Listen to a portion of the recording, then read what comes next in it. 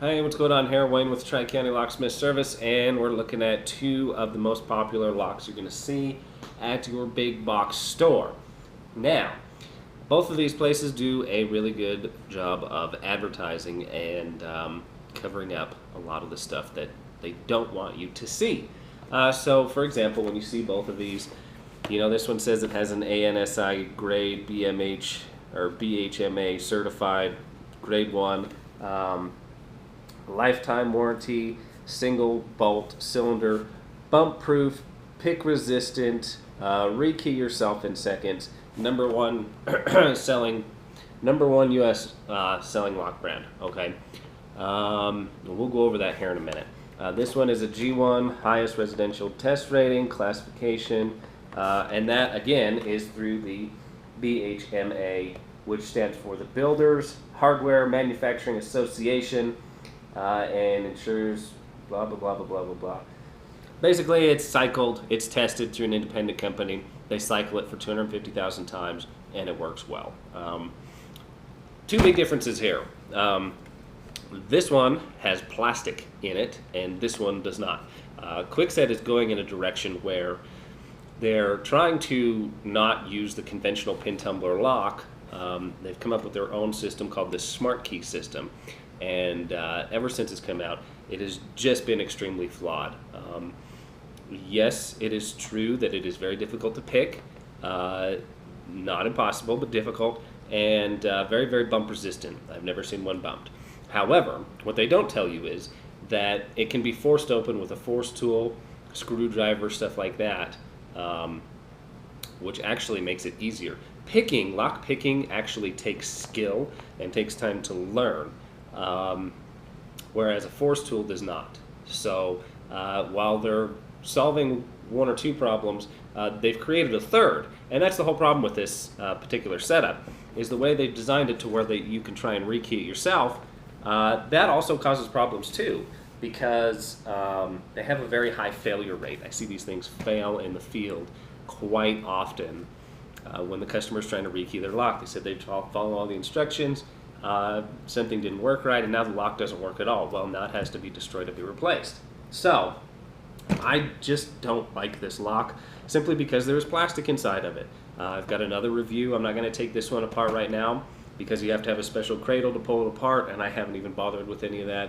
But if you want to see the plastic inside, see my other video, Kwikset Smart Key review.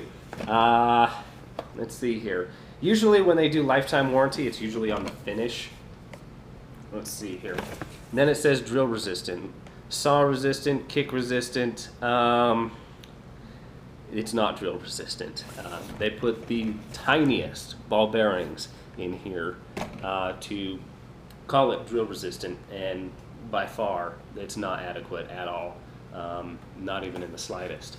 The bolt is not as big. This one has a bigger bolt, full 1-inch bolt. Let's go over the Schlage now. The Schlage has actually taken the time to actually improve their product. They've stuck with the conventional pin tumbler lock, which has been great for hundreds of years, and they've been in business for 90 years themselves, and they're actually taking some steps to make this thing more secure all around. Now, the lock bumping and lock picking is a way in, and it is definitely a problem, and they have addressed that. But they've addressed it while still maintaining the conventional pin tumbler lock. They've also addressed drill resistance in a much, much better way than Kwikset has. Let's see if we can get this out here.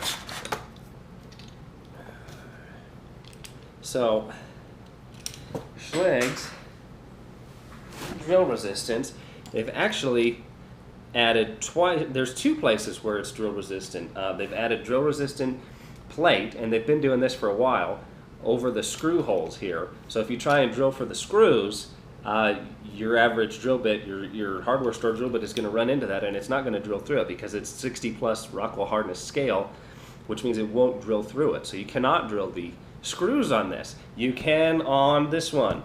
This one you can drill right through the screws. So all the Smart Key nonsense doesn't mean anything if you can drill right through the screws. And then you'll notice that they've added this little plate. It's very hard to see here, but it's right in there. And that is also Rockwell Hardness 60 scale rating material, which means that you can't drill the lock cylinder out, which is also a much better system and a much better solution to the problem than what Kwikset has tried to come up with their tiny little ball bearings that are set up in there. So let me see if I can turn this over and pull it out. I don't have my typical tools with me today, so this may or may not work. Apparently it's not going to work, but you can definitely see here where that plate is. And that plate is something that I've just started to notice in the past couple months that Schlage's done, and it is an extremely good feature. I actually ran into one of these and couldn't pick it. The reason I couldn't pick it either is because there's security pins, there's spool and T-pins that are actually in the top of here that drastically reduce the ability to pick and bump this lock. Basically, when you try and bump the lock, you're trying to bump the pins up. They have notches, so it catches in there, and it hangs things up. So they've maintained the integrity of the pin tumbler lock while adding improvements to it and adding drill resistance.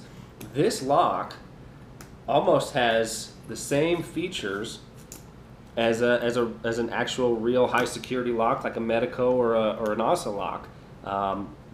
It doesn't have the secondary locking mechanism or a sidebar, but they have drastically taken measures to prevent drilling, especially for the screws and especially for the pins themselves.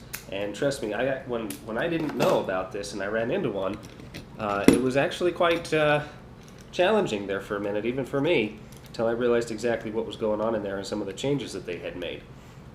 So great job to Schlage. If you're standing at the store, please buy your Schlage locks, you know, and avoid these. They're just not secure. They're going to fail.